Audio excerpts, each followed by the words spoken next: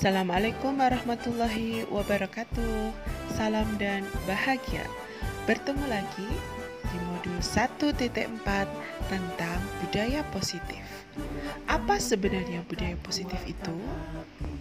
Budaya positif adalah nilai-nilai, keyakinan-keyakinan, dan kebiasaan di sekolah yang berpihak pada murid, supaya mereka bisa berkembang menjadi pribadi yang kritis, penuh hormat, dan bertanggung jawab.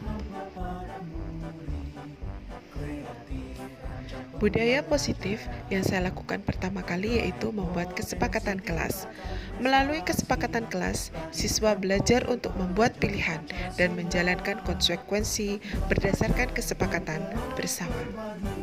Budaya positif selanjutnya yaitu menggalakkan gerakan DPOS atau disiplin positif.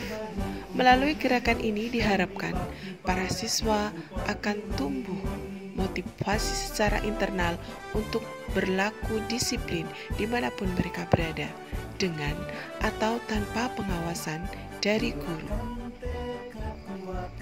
Gerakan DPOS atau disiplin positif ini bisa kita mulai dari dalam kelas kita sendiri.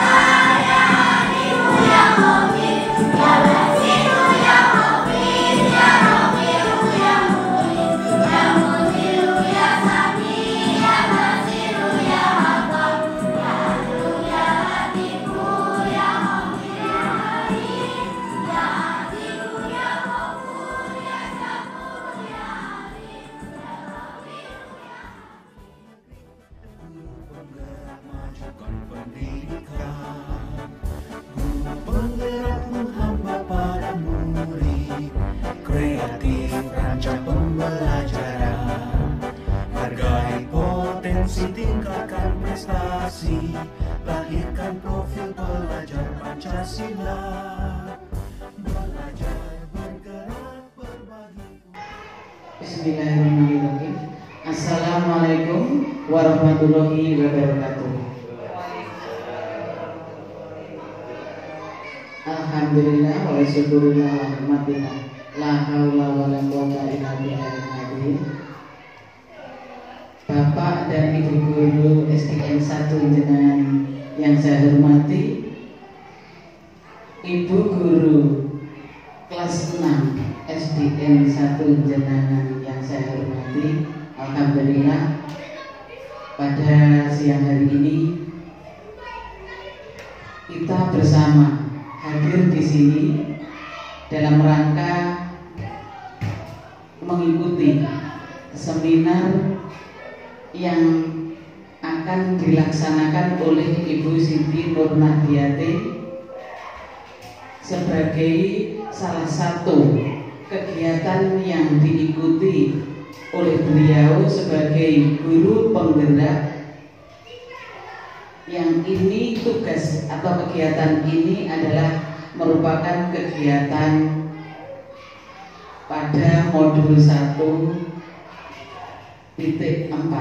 Nah, banyak sekali kegiatan-kegiatan yang beliau laksanakan, antara lain adalah seperti kegiatan pada pagi hari ini. Untuk itu, saya selaku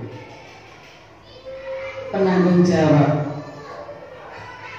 SDN 1 Jenangan sangat berterima kasih, sangat bangga atas keberadaan Ibu Siti Nurnadiati sebagai guru penggerak yang ini adalah merupakan program terkini yang diluncurkan oleh Kementerian Pendidikan dan Kebudayaan. Bapak dan Ibu, untuk kegiatan seminar yang pada saat ini akan dilaksanakan oleh Ibu Siti Nurmadiatin, yaitu tentang budaya positif. Bapak dan Ibu, untuk kegiatan seminar yang akan dilaksanakan oleh Bu Siti Nurmadiatin ini, harapan kami selaku penanggung jawab di SDN 1 Jenangan, mudah-mudahan seluruh kegiatan yang diikuti oleh Bu Siti Nurmadiatin sebagai guru penggerak, yang salah satu diantaranya adalah seperti yang akan dilaksanakan, yaitu berupa seminar pada hari ini. Mudah-mudahan ini nanti akan membawa perubahan, membawa kemajuan, khususnya adalah di SDN 1 Jenangan, khususnya adalah situasi di SDN Jenangan, dan terutama adalah bagi Bapak dan Ibu guru, juga kepada anak-anak didik kita di SDN 1 Jenangan. Untuk itu, untuk kegiatan seminar ini, marilah kita ikuti bersama dengan sungguh-sungguh, dengan penuh semangat, agar membawa kebaikan ke depannya. Bapak dan Ibu, agar seminar ini nanti dapat berjalan dengan baik dan dapat berjalan dengan lancar, marilah kita buka seminar ini bersama-sama dengan mengucap Bismillahirrahmanirrahim. Seminar yang berjudul budaya positif ini kami nyatakan dibuka.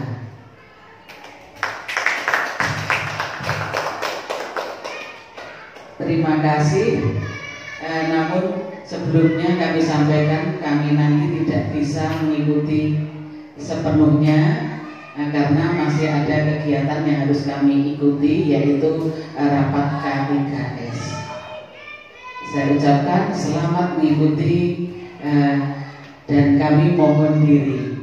Billahi taufiq wal hidayah. Assalamualaikum warahmatullahi wabarakatuh.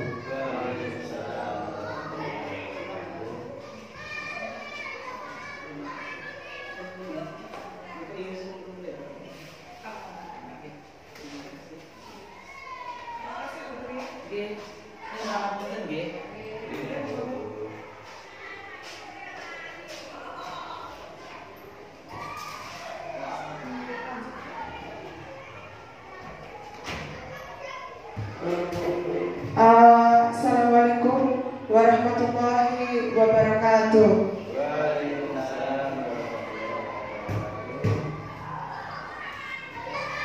Puji syukur kehadirat Allah Subhanahu wa Ta'ala, karena pada pagi hari ini, pagi setengah siang, kita bisa datang atau hadir di kelas 6 untuk mengikuti seminar modul 1.4 tentang budaya positif. Terima kasih atas ketersediaan teman-teman untuk berkenan mengikuti seminar yang saya laksanakan. Baik, teman-teman, sebelum saya memulai seminar, coba saya minta tangannya untuk dikepalkan. Tangan kanan untuk dikepalkan. Nah, bayangkan Bapak Ibu itu memiliki sesuatu yang sangat-sangat berharga di tangan itu.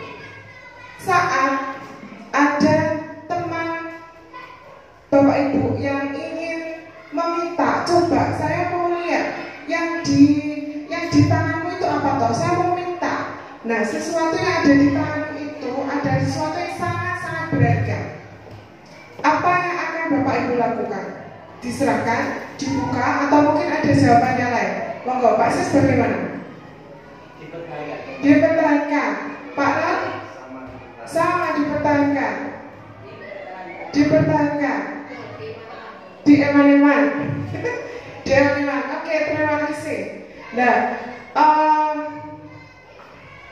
pertanyaan saya tadi itu berkaitan nanti dengan materi yang akan saya sampaikan. Jadi seumpamanya kita memegang sesuatu yang sangat berharga, kemudian kita mau minta teman kita itu untuk minta sesuatu yang sangat berharga. Apa yang akan kita lakukan? Kita pertahankan. Jadi yang bisa mengontrol tangan kita itu terbuka, tangan kita itu masih tetap tergenggam, itu adalah diri kita sendiri. Diri kita sendiri. Sekarang kita lanjutkan.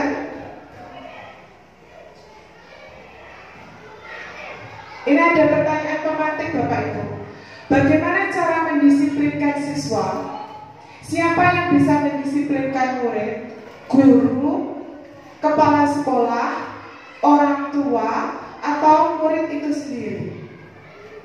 Nah, kalau di kata-kata disiplin ini pasti berhubungan dengan kita, dengan tugas kita sebagai seorang guru. Kita berhadapan dengan anak-anak. Sebenarnya yang bisa mendisiplinkan siswa itu siapa? Guru, kepala sekolah, orang tua, atau murid itu sendiri? Monggo. Semuanya, Bu. Semuanya? Guru, kepala sekolah, orang tua, dan murid itu ada keterkaitan. Ada keterkaitan. Guru, kepala sekolah, orang tua, murid. Guru yang tanggung jawab orang tua. Sekolah tidak tanggung jawab guru dan kepala sekolah. Iya.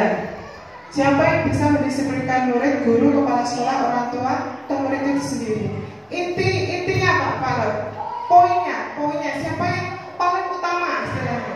Memang saling berkaitan itu. Coba sekarang kita ambil karena ini di lingkungan sekolah kita aja. Siapa yang paling utama untuk yang mampu mendisiplinkan murid? Guru. Ya. Nah, teori inilah yang nanti akan kita pelajari.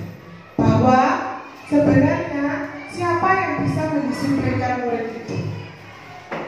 Teori ini akan kita pelajari di sini.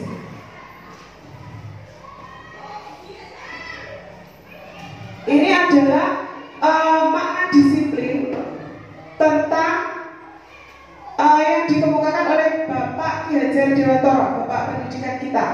Di mana ada kemerdekaan, disitulah harus ada disiplin yang kuat. Sungguh pun disiplin itu bersifat self-disiplin, yaitu kita sendiri yang mewajibkan kita dengan sekeras-kerasnya, tetapi itu sama saja. Sebab jikalau kita tidak cakap melakukan self-disiplin, wajiblah penguasa lain mendisiplinkan kita.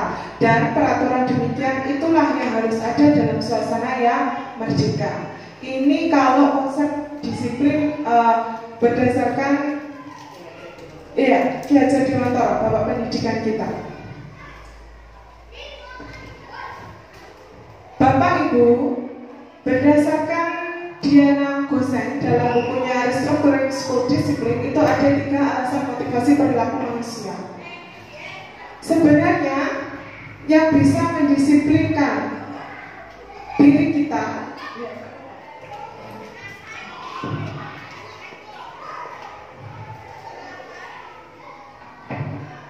berdasarkan teori dari Diana ini,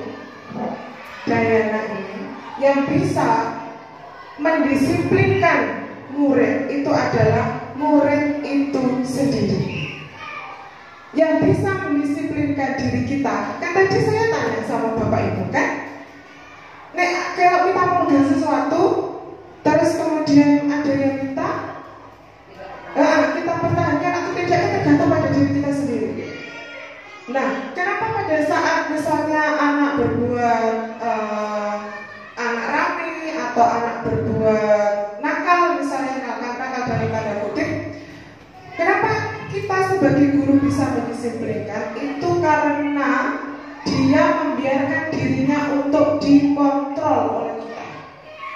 Kalau dia tidak membiarkan dirinya dikontrol, maka tetap saja dia tidak akan bisa menjadi orang yang disiplin.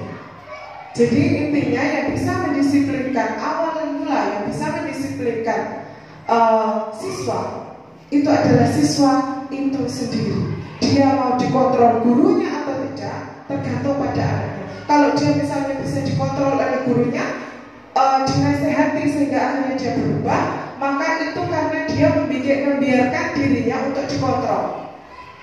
Sama dengan jenengan mau membuka atau tidak itu dari diri jenengan sendiri, bukan dari orang lain.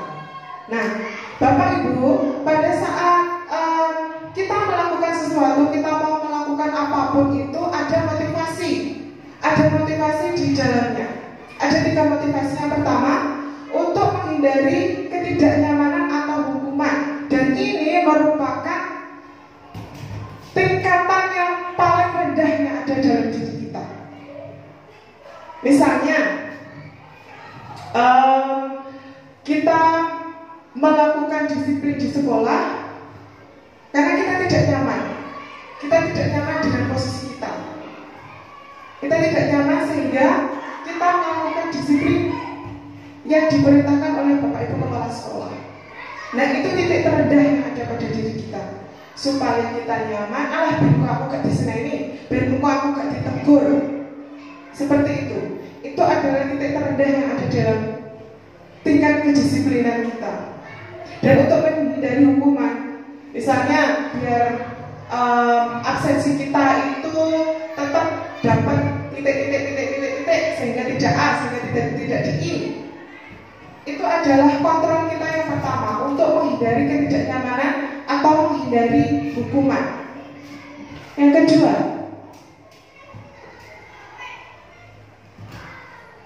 kedua adalah untuk mendapatkan imbalan atau penghargaan dari orang lain. Jadi, selain yang pertama tadi karena untuk menghindari ketidaknyamanan. Yang kedua, karena kita ingin mendapatkan penghargaan. Aku tak melakukan iki ben kae ngomong terima kasih, matur suwun. Itu motivasi kita. Yang kedua. Jadi yang pertama tadi, kemudian yang kedua untuk mendapatkan imbalan atau penghargaan dari orang lain. Seperti itu. Nah, yang ketiga, yang terakhir adalah untuk menjadi orang yang mereka inginkan dan menghargai diri sendiri dengan nilai-nilai yang mereka percaya. Jadi maksudnya gini, saya melakukan disiplin karena itu memang perlu untuk saya. Saya datang tepat waktu di kelas karena ada anak-anak didik yang menunggu saya. Saya pulang jam sekian karena memang itu sudah konsekuensi dari pekerjaan yang saya lakukan. Seperti itu. Jadi menghargai diri sendiri, bukan karena takut dihukum, bukan karena untuk mendapatkan penghargaan, bukan juga untuk mendapatkan imbal balik yang lainnya. Tetapi memang ya ini diri saya seperti itu. Iya, betul. Kesadaran dirinya sendiri, untuk menghargai diri dia sendiri, bukan untuk dihargai orang lain, tapi kita menghargai diri kita sendiri. Seperti itu. Kita lanjut.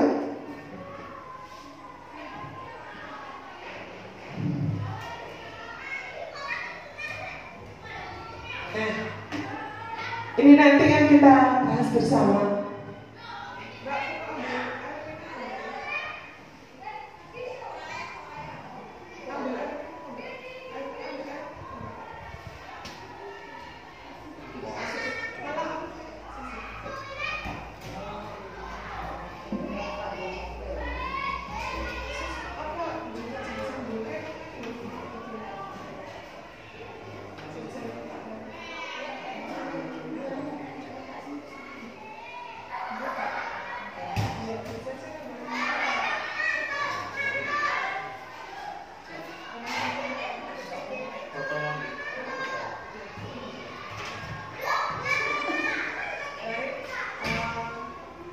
Kita lanjutkan teman-teman. Kemudian kita akan belajar tentang 5 kebutuhan dasar manusia. 5 kebutuhan dasar manusia. Yang pertama, kebutuhan untuk bertahan hidup, cinta dan kasih sayang, kebebasan dan kekuatan. Bapak Ibu, jika ada siswa kita yang mengalami masalah, kita harus mencari tahu dulu kebutuhan dasar apa yang tidak dipenuhi oleh anak tersebut. Contohnya di kelas 5 Fauzan itu kan anaknya hiperaktif. Kadang-kadang juga sering jahil, sering usil dengan teman-temannya.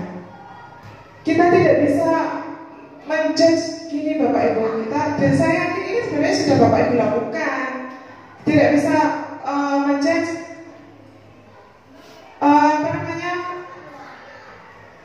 Fauzan itu cah nakal, Fauzan itu ABCD, anak yang ibaratnya pokoknya nakal wis gak karuan, ibaratnya seperti itu. Sebelum kita menjudge seperti itu Bapak Ibu, kita analisis dulu. Sebenarnya di antara 1, 2, 3, 4 ini kebutuhan dasar apa yang tidak bisa dipenuhi oleh Fauzan. Mungkin Bapak Ibu, dia ini cinta dan kasih sayang. Karena mungkin dia di keluarganya itu karena punya adik kecil, sehingga perhatian dari orang tuanya itu lebih cenderung kepada adiknya itu. Ya, kasih sayangnya dia kurang. Atau ini kebebasan.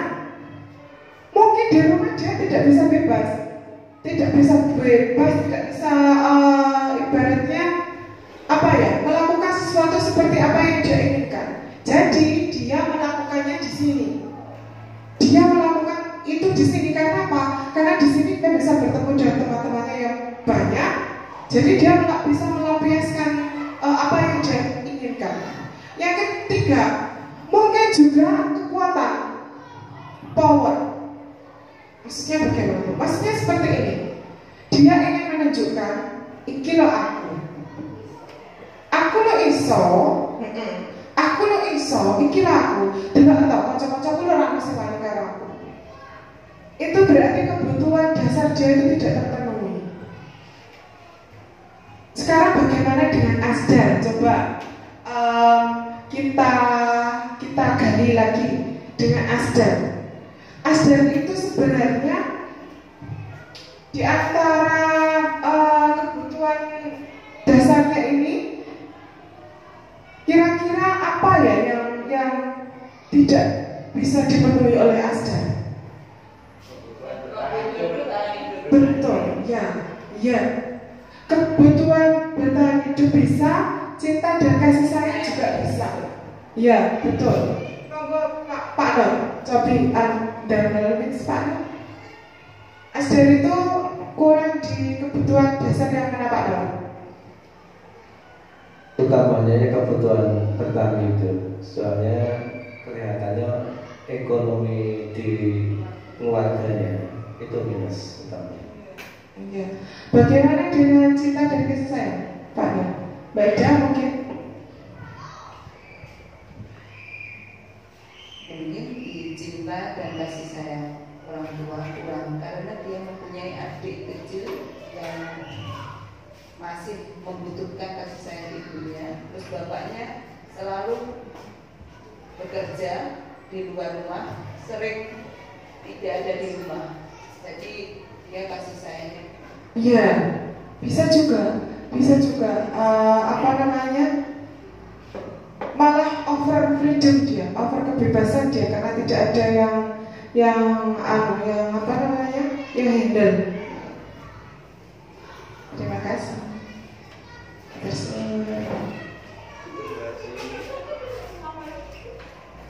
Ya, seperti itu teman-teman ya. Jadi kalau ada anak yang bermasalah, itu kita gali dulu.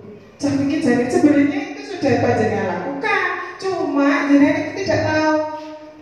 Jadi aku ada di posisi yang mana? Sebenarnya saya yakin sudah dilakukan itu, sudah dilakukan. Cuma kita tidak poinnya di mana itu kita tidak tahu. Jadi kalau ada anak yang bermasalah, kita jangan langsung dijudge. pancen yo bocah iki dasare koyo ngono, jangan.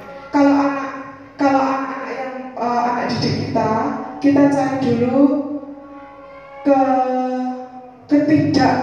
kebutuhan dasarnya apa yang belum terpenuhi. Seperti itu ya.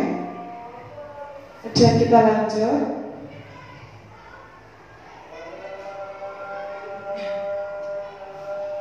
Ini ada model disiplin 5 posisi kontrol. Bapak Ibu, saya ingin nanti Bapak Ibu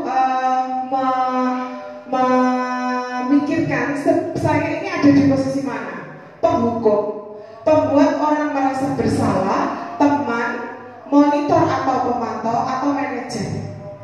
Coba nanti saya ingin berdiskusi dengan Bapak Ibu. Nanti kita itu ada di posisi 1, 2, 3 atau 5. Nah.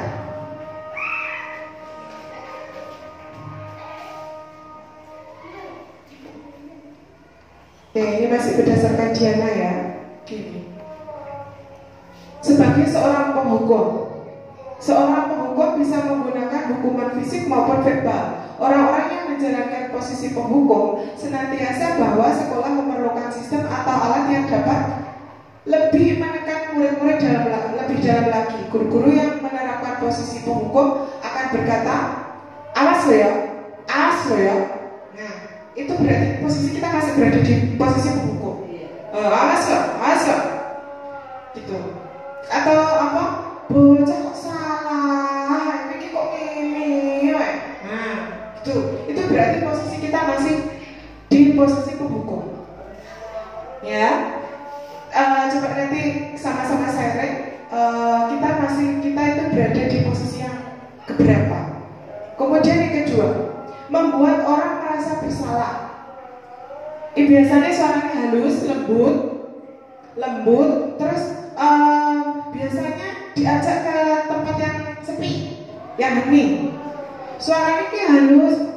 Ibu sangat kecewa loh dengan kamu. Berapa kali toh guru itu harus memberitahu kamu. Kemudian gimana coba? Jane nek wong tuamu ngerti ki piye jane. Nah, seperti itu. Jadi membuat orang itu merasa bersalah. Bapak Ibu, efek negatif dari hal seperti ini, jadi efek negatifnya adalah di posisi ini murid itu akan memiliki penilaian yang buruk tentang diri mereka. Murid merasa tidak berharga dan telah mengecewakan orang-orang yang disayangnya. Ini efek negatifnya. Jadi ini kan yang jelas ini, ya Allah kok ada temen toh, ya Allah misalnya wong tuaku. Karena apa? Karena kita memposisikan mereka seperti itu. Gitu. Nah yang ketiga, sebagai teman, guru pada posisi ini tidak akan menyakiti murid, tapi berupaya mengontrol murid itu melalui persuasi atau bujukan, melalui bujukan seperti ini. Ayolah bantu bapak ya, demi bapak ya. Apa tidak ingat kamu dengan bantuan ibu guru selama ini? Nah seperti itu sebagai teman. Kalau sebagai teman kita mengucapkannya dengan yang gembira, dengan ceria. Nah, sebagai teman, kita sebagai teman. Jadi, ini guru di posisi teman menggunakan hubungan baik dan humor. Jadi tidak guyon. Efek negatifnya, Bapak Ibu, efek negatifnya adalah jika suatu saat guru itu tidak mau membantu dia, maka dia akan kecewa. Dalam tanda kutip, dia akan mengalami ketergantungan. Alah, kalau bapak kayak mesti apa ya? Alah, setahun enak kalau aku paling kok dijak guyon naik, paling dijak guyon naik kok orang mau. Jadi sekali anak melakukan kesalahan akan seperti itu. Gak apa-apa, kok pak kaya mesti ibu kaya pun mesti dijak guyon naik kok jadi sepura gak apa. Nah ini kalau posisi kita sebagai seorang teman. Ya, kemudian monitor atau pemantau. Kalau di sini kita punya detail-detailnya. Jadi tanggal ini, hari ini, jam segini dia melakukan kesalahan. Jadi dipantau, ada data-datanya dia. Kita punya data-datanya. Peraturannya apa? Seharusnya kamu data jam berapa tadi? Peraturannya apa? Ternyata kamu datang jam 7, padahal seharusnya kamu setengah 7 sudah harus di kelas. Nah, itu sebagai monitor atau pemantau. Jadi kita punya data sebelumnya. Kita punya data. Kemudian yang terakhir adalah manajer. Pada posisi manajer ini, guru bisa bertindak sebagai teman, bisa bertindak sebagai pemantau, bisa bertindak sebagai ketiga-tiganya.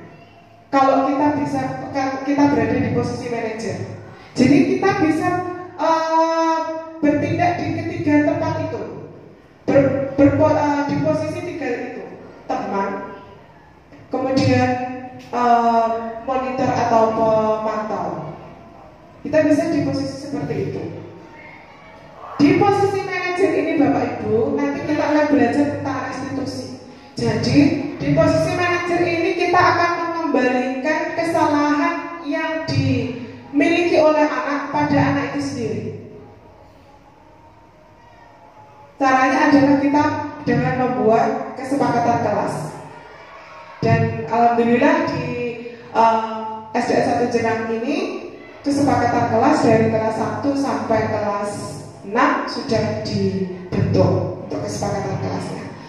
Dari kesepakatan kelas seperti yang itu tadi yang ditempel di depan itu, nanti kita akan belajar saat anak melakukan kesalahan, kembalikan lagi kesalahan itu.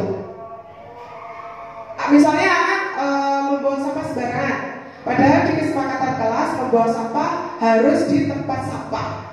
Kembalikan lagi kesepakatan kelas yang sudah kita yakini itu seperti apa. Lah terus lek kowe melanggar terus bu guru kudu piye? Jadi yang memberikan hukuman, yang membuat hukuman itu bukan dari guru, tetapi dari siswa itu sendiri. Nah sekarang coba Bapak Ibu mulai dari Pak Nur dulu. Kira-kira posisi kita saat ini tuh berada di posisi yang mana Pak Nur? Tadi posisi yang mana Pak Nur? Sebentar ya.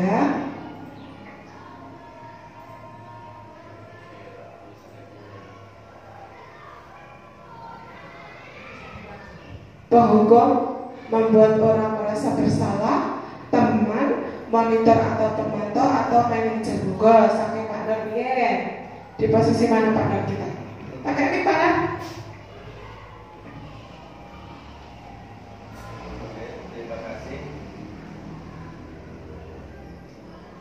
Terima kasih. Untuk sementara ini kita masih di posisi yang pertama juga ada, ya. Karena kita setiap hari ini mesti melakukan awas ya, seperti itu. Jadi kita katakan benar tadi ada istilah menghukum, ya, menghukum. Kemudian untuk yang kedua kita juga masih masuk. Kemudian yang ketiga apa itu yang ketiga? Teman. Iya. Ini malah lebih apa itu namanya? Lebih sering Pak? Lebih sering. Iya. Lebih sering. Soalnya pengalaman saya juga di lapangan itu seperti itu. Jadi kelihatannya kalau di lapangan kita seperti teman sendiri itu lebih akrab. Ya, mungkin seperti itu. Mungkin dari teman. Monggo Mbak Ida, kalau sementara ini Mbak Farida masih berada di posisi yang mana? 1, 2, 3, 4, 5, posisi yang mana? Ya, terima kasih. Kalau saya itu masih di posisi pertahanan, masih ada setiap hari pasti ada. Karena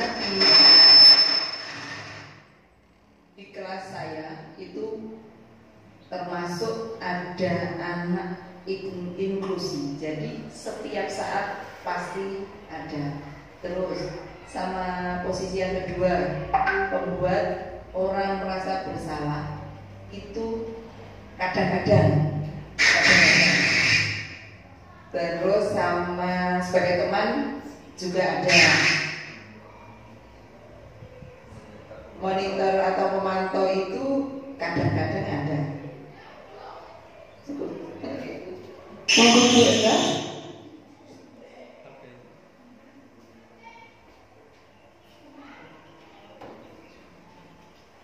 Posisinya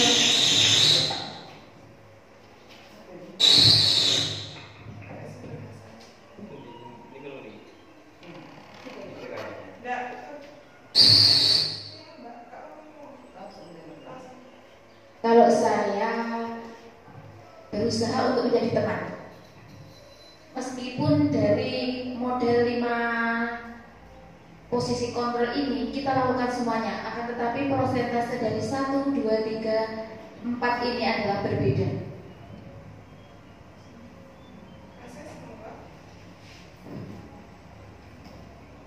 Untuk dari 5 model disiplin posisi kontrol ini, saya rasa di setiap poin itu pasti ada. Dan yang kecenderungan dari saya di nomor 3, karena cenderung lebih nyaman. Mencoba untuk bisa di posisi 4 dan 5 itu masih sulit dan juga harus latihan. Ya, terima kasih.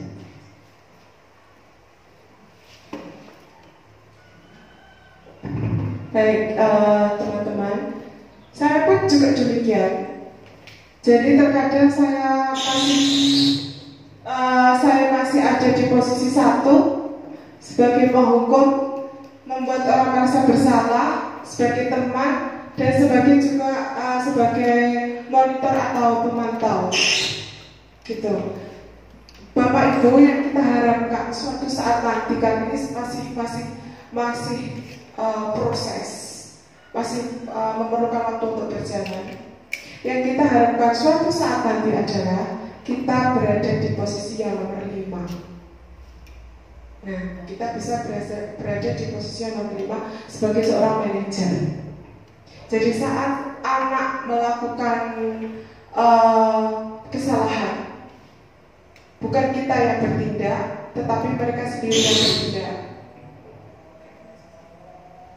Jadi saat anak melakukan kesalahan, bukan kita yang mengawas-awaskan mereka, tapi mereka yang awas akan diri mereka sendiri.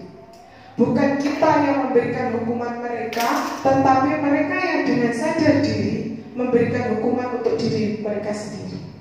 Itu yang kita harapkan. Masih proses kita masih banyak harus belajar lagi untuk bisa sampai ke posisi manajer. Karena sebagai teman nyaman, kita nyaman, mereka juga bisa membuat nyaman. Tapi ingat, suatu saat ketika kita digantikan oleh orang lain, bisa jadi mereka akan belajar mulai dari nol lagi. Saat mereka bertemu dengan orang yang baru, mereka akan menganggap iki koyok koncoku sing kae ora ya, iki koyok bapak ibu guru sing kae ora ya. Karena kita sudah terbiasa bersikap sebagai seorang teman. Jadi masih perlu waktu, saya pun juga masih belajar untuk bisa di tahap sebagai seorang manajer. Paling tidak kita sudah mulai berkurang untuk tidak di posisi 1, untuk tidak di posisi 2. Karena kalau di posisi kedua itu nanti misalnya anaknya aku tiba-tiba gak baca api. Aku tiba-tiba gak berguna ya, misalnya bapak ibuku ya. Karena kita membuat dia seperti itu. Gak misalnya bapak ibuku toleh wis kerja. Iya saya sering loh. Saya sering melakukan di kelas ini.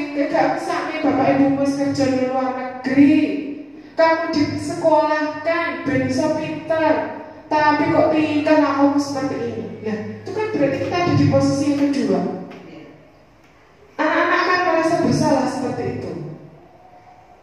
Tuh. Masih perlu waktu kita untuk sampai di posisi manajer, tapi paling tidak kita tidak berada di posisi yang pertama dan yang kedua. Belajar. Ya Pak Rege? Ya Pak?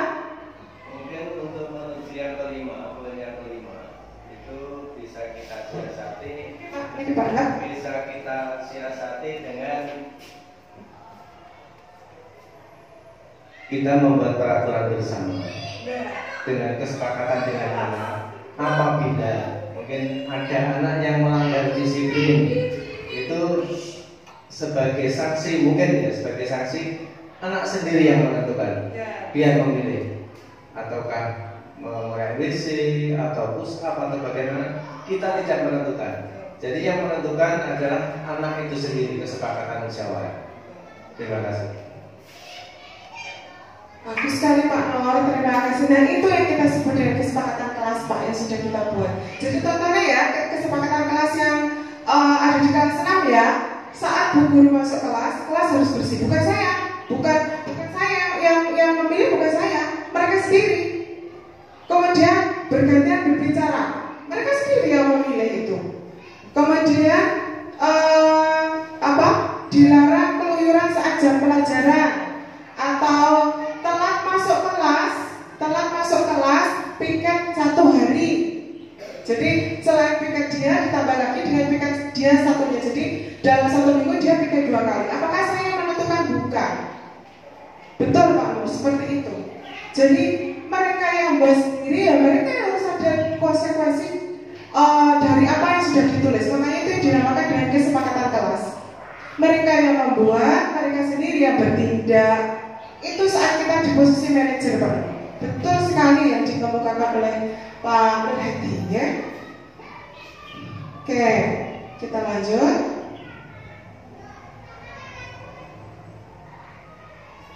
Nah, Bapak Ibu, saat kita berada di posisi manajer, akan ada yang dinamanya restitusi. Restitusi ini adalah sebuah cara menanamkan disiplin positif pada murid. Restitusi adalah proses menciptakan kondisi bagi murid untuk memperbaiki kesalahan mereka, sehingga mereka bisa kembali pada kelompok mereka dengan karakter yang lebih kuat. Restitusi juga adalah proses kolaboratif yang mengajarkan murid untuk mencari solusi untuk masalah dan membantu murid berpikir tentang orang seperti apa yang mereka inginkan dan bagaimana mereka harus memperlakukan orang lain. Namanya restitusi. Ini perbedaan restitusi dengan disiplin yang lainnya. Yang pertama,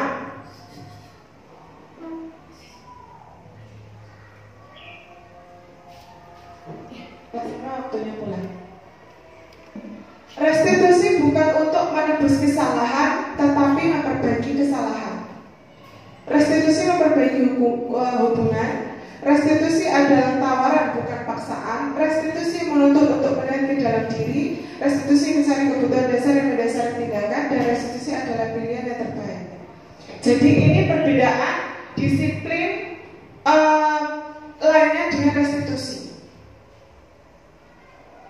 Jadi gini, kalau anak melakukan kesalahan, kemudian mereka memperbaiki, itu bukan untuk menebus kesalahan, tetapi mereka memperbaiki kesalahan yang sudah dilakukan.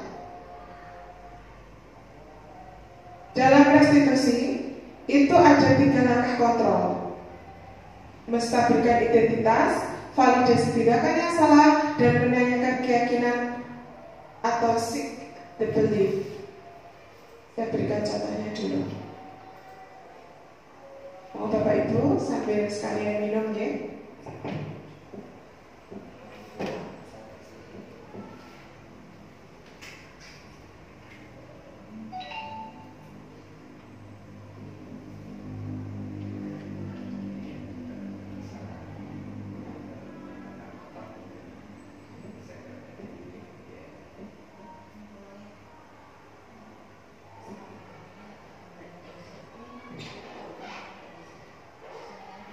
Bapak Ibu, gini.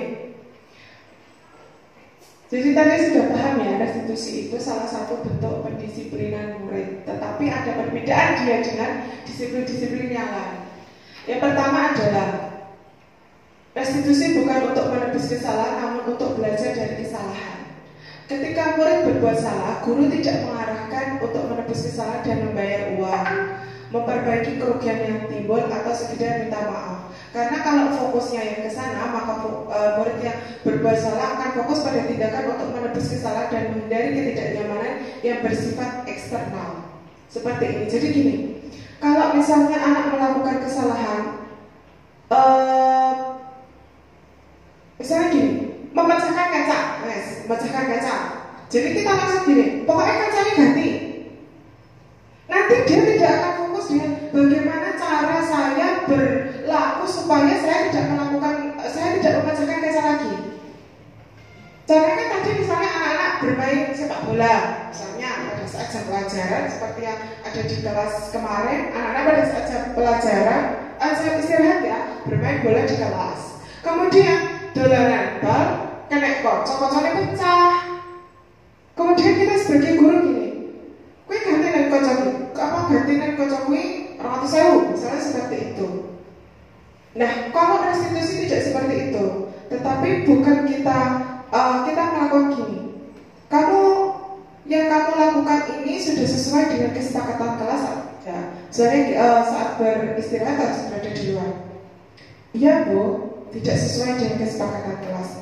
Terus langkah yang kamu lakukan itu apa? Ya, saya akan mengganti kaca yang rusaknya. Saya akan mengganti kaca yang rusak bukan dari guru, tetapi dari murid itu sendiri. Nah, nanti pada akhirnya murid itu akan belajar tentang seperti ini Bapak Ibu. Apa ya? Belajar. Anakku aku nek kaca yang pecah ya tak ganti 200.000 kok. Iya. Nek kapan aku nyek buku tak ganti buku ae. Enggak ditukokno diijoli seperti itu. Dia tidak akan belajar seperti ini. Nek istirahat, pokoknya aku kudu njobo. Aku aja dolanan bal-balan ning jero kelas ben kocok gak pecah. Bukan pada nominalnya tadi loh. Paham ya maksud kula? Nah, lebih kepada dia memperbaiki dirinya sendiri. Nek olahraga, aku tak ning jobo, dolanan ning jobo. Tidak menyepelekan. Nek pecah diganti duit terus banget. Nanti pada saat dia dewasa juga akan seperti itu. Nah, aku melakukan kesalahan, aku ngilangno aku tak ganti duit.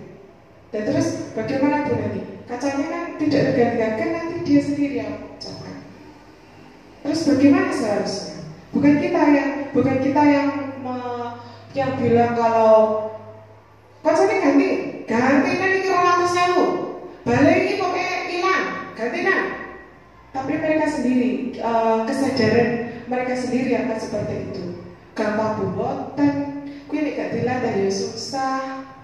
Jadi perlu latihan bukan hanya untuk anak-anak, tapi diri kita sendiri pun juga berlatih seperti itu. Sebelum saya lanjutkan, ada pertanyaan? Aja?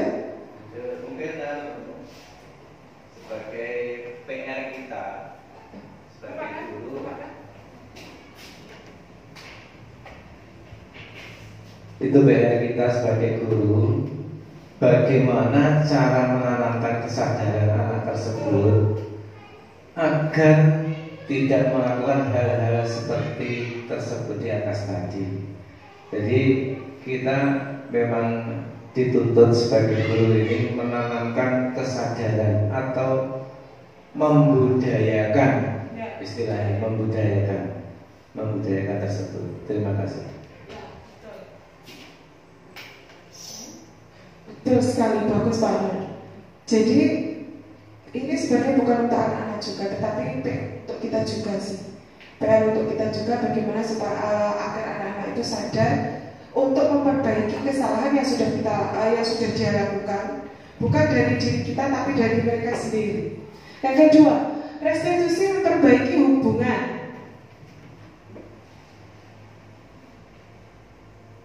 Yang ketiga, restitusi adalah tawaran bukan paksaan. Sama seperti yang saya sebutkan tadi Bapak Ibu. Jadi restitusi itu tawaran bukan paksaan. Ya, jadi kita menawarkan ke anak, kamu sudah betul atau tidak apa yang kamu lakukan itu? Sudah sesuai dengan kesepakatan kelas tidak?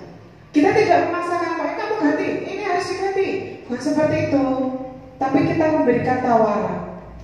Lah nek kamu datang terlambat berarti seharusnya seperti apa? Kesepakatannya kalau seperti ini loh Bu, sudah itu berarti harus dilakukan. Berarti itu. Ini ya Bapak Ibu.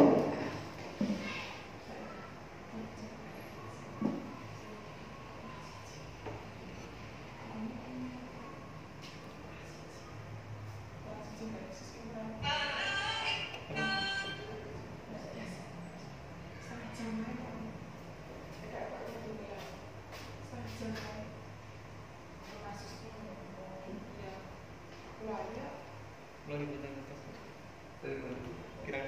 di WA sama Pak Marsilo. Saya fotonya tadi saya kirim ke sana.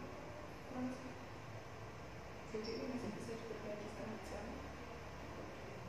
Tidak lama bisa dibanyak belajar kayak katanya dia.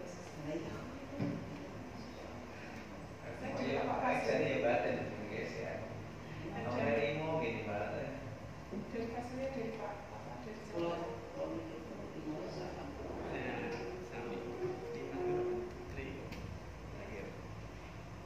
Mereka masih kurang satu, jadinya harus benar-benar kelihatan nggak? Kalau di sini, kelihatan nggak?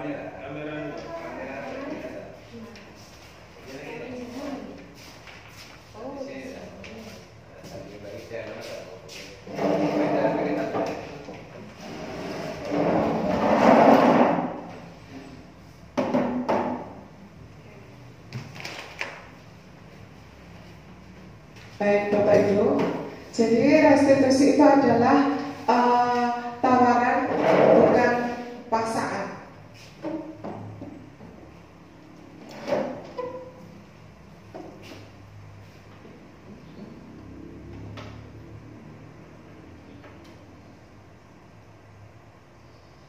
Kemudian restitusi menuntut untuk melihat ke dalam diri. Dan yang terakhir adalah restitusi mencari kebutuhan dasar yang mendasari tindakan.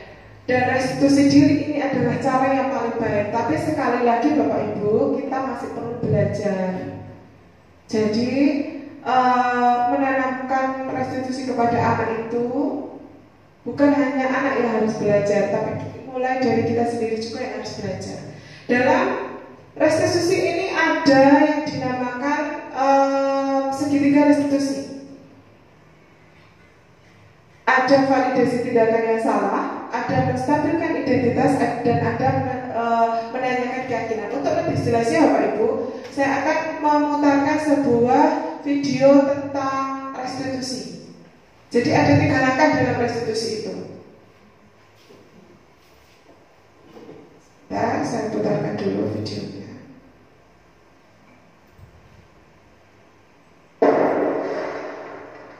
Ini adalah contoh restitusi yang saya lakukan di kelas.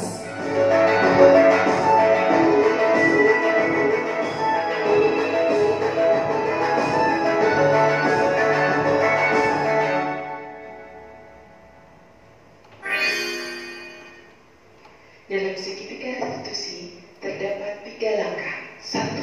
Validasi tindakan yang salah.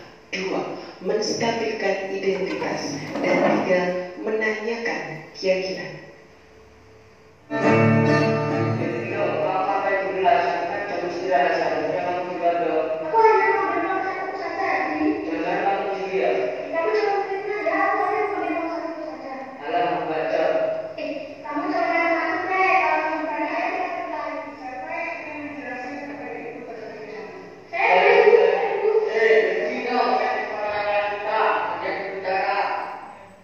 Ini karena sudah terbentuk kesepakatan kelas adalah gantian berbicara. Jadi anak-anak sudah paham, ketika saya berbicara mereka akan diam, ketika mereka berbicara saya akan mendengarkan. Jadi gantian berbicara. Kita lanjutkan.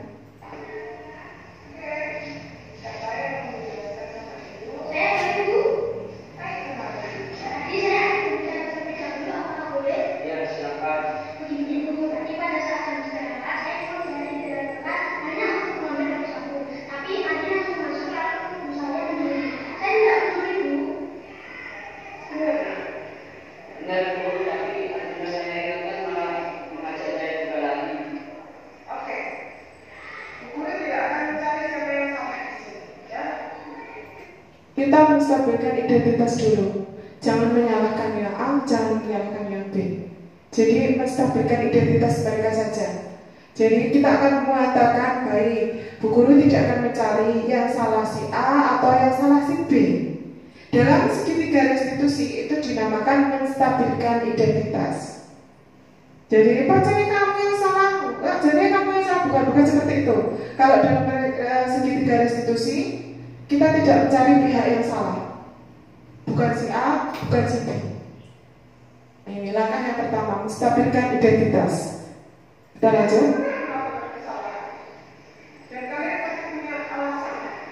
Nah, kemudian validasi tindakan yang salah. Semua orang pasti pernah melakukan kesalahan, benar. Misalnya ada anak yang melakukan kesalahan, kemudian kita panggil, sudah bu guru tidak mencari si salah sopo, tidak nyari seperti itu. Kabeh mungkin nanti ngelakoni kesalahan. Kabeh mungkin tahu salah.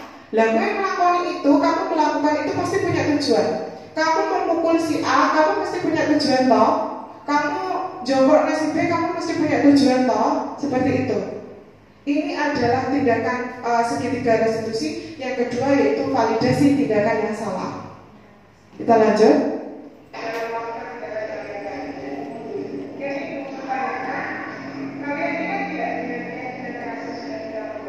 Nah, ini keyakinan kelas atau kesepakatan kelas yang sudah kita buat. Kembalikan lagi kepada mereka. Kamu ingat tidak dengan kesepakatan kelas yang sudah kita buat? Ingatkan mereka tentang kesepakatan kelas yang sudah kita buat. Lah kok kamu terlambat? Kemudian kita mengatakan, ya sudah, kalau terlambat kamu nyapu ikan, kadang seperti itu Bapak Ibu. Karena kamu telat nanti kamu bersihkan kelasnya. Padahal kesepakatan kelas yang sudah kita buat tidak seperti itu. Kembalikan lagi, kamu ingat kesepakatan kelas yang sudah kita buat. Nah seperti itu. Jadi dikembalikan lagi kepada anak.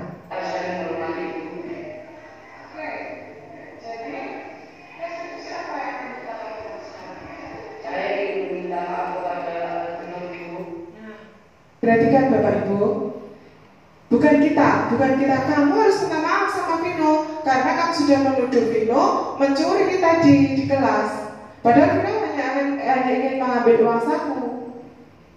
Kita yang menentukan, berarti kita masih berada di posisi penghukum seperti tadi ya. Ini tindakan restitusi oleh siswa. Ini si Ardi bilang sendiri, saya meminta maaf Bu sama Vino, bukan dari kita. Ardi sendiri yang bilang. Dan lanjut. Karena saya sudah menuduh dia mencuri. Saya akan meminta maaf kepada adikku karena sudah mengajak berkelahi. Dan kali saat masa kuliah di kelas, saya akan mengajak teman-teman agar tidak ada yang mengingat adik. Jadi saya sudah kita dari sekarang. Karena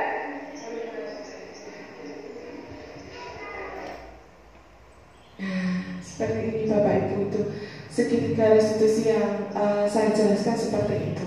Jadi mereka sendiri yang akan bilang, si Ardi sendiri yang bilang, saya minta maaf Bu sama Vino karena saya sudah menuduh Vino. Vino sendiri juga seperti itu.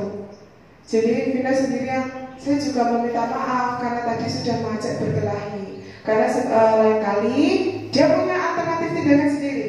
Lain kali kalau uang saku saya ketinggalan di kelas, saya akan mengajak teman saya untuk ikut saya masuk ke kelas sehingga tidak dituduh untuk mencuri. Jadi alternatif tindakan itu datang dari siswa itu sendiri. Tepuk satu.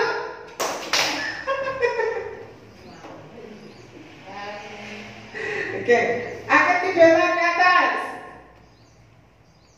Can you stand up please? Berdiri dulu. Materi kita sudah hampir selesai. Tangan ke atas, dikepal, dibuka, dikepal, dibuka, kepal, buka, kepal. Oke, terima kasih. Oke, terima kasih. Kemudian materi kita yang terakhir.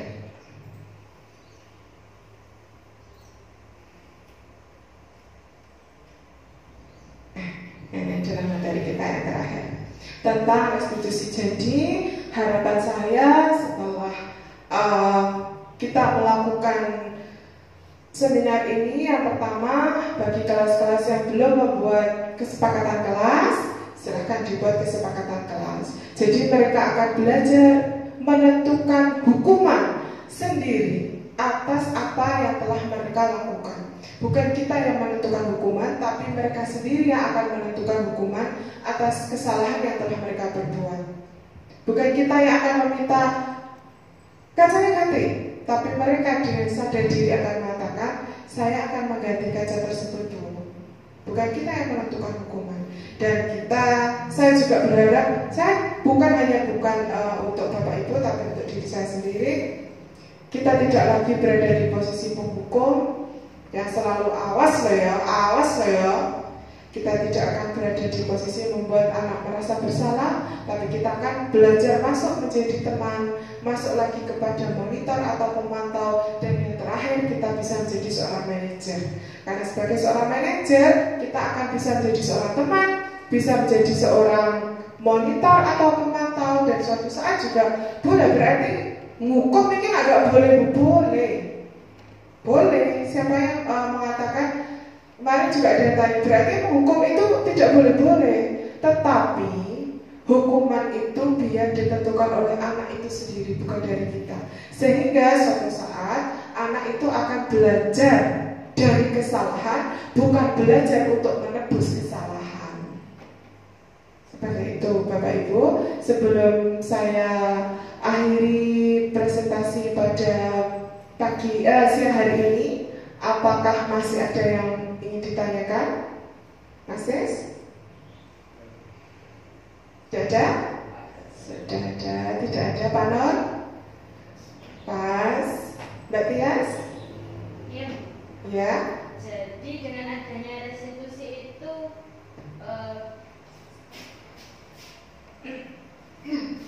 berarti dengan adanya restitusi tadi tidak menguntungkan guru, juga tidak merugikan anak-anak.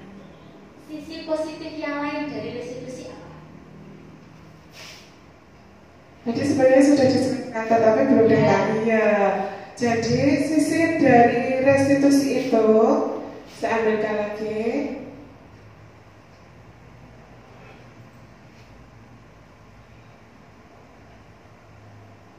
Ini sisi-sisi positifnya. Restitusi itu akan membuat anak belajar dari kesalahan. Ibaratnya tadi, kalau ada yang memecahkan kaca, dia tidak akan belajar, aku yang memecahkan kaca tak ganti roti saya buka. Tetapi dia akan belajar, piye caranya amrih aku iki gak mecahkan kaca kae. Berarti aku nek wayah olahraga tak dicoba wae, dolanan bal yo dicoba wae. Seperti itu. Kemudian yang kedua, memperbaiki hukuman. Perbaiki hukuman maksudnya apa? Tidak ada dendam. Kayak ngongkon aku muncul ini, tidak ada dendam. Akan tetap baik hubungan antara kedua belah pihak, antara siswa dengan guru. Kemudian juga menuntut untuk melihat ke dalam diri, kemudian juga untuk mencari kebutuhan dasar dan mendasari tindakan. Kemudian restitusi ini adalah cara yang paling baik, fokus pada karakter bukan tindakan. Ibu bapak tidak terlalu mempermasalahkan apa yang kamu lakukan hari ini, tapi mari kita bicara tentang apa yang akan kamu lakukan besok. Ibu guru tidak akan membicarakan mengapa kamu sampai memecahkan itu, tidak, tapi bagaimana supaya suatu saat nanti kamu tidak memecahkan kaca itu lagi. Seperti itu. Bagaimana Mbak Tias? Oke. Baik Bapak Ibu, terima kasih atas kehadirannya pada siang hari ini. Terima kasih sudah hadir dalam acara seminar yang saya selenggarakan. Semoga bisa memberikan manfaat dan semoga kita bisa menjadikan SDN 1 Jenang ini menjadi sekolah penggerak selanjutnya di Kabupaten Ponorogo. Akhir kata, wassalamualaikum warahmatullahi wabarakatuh.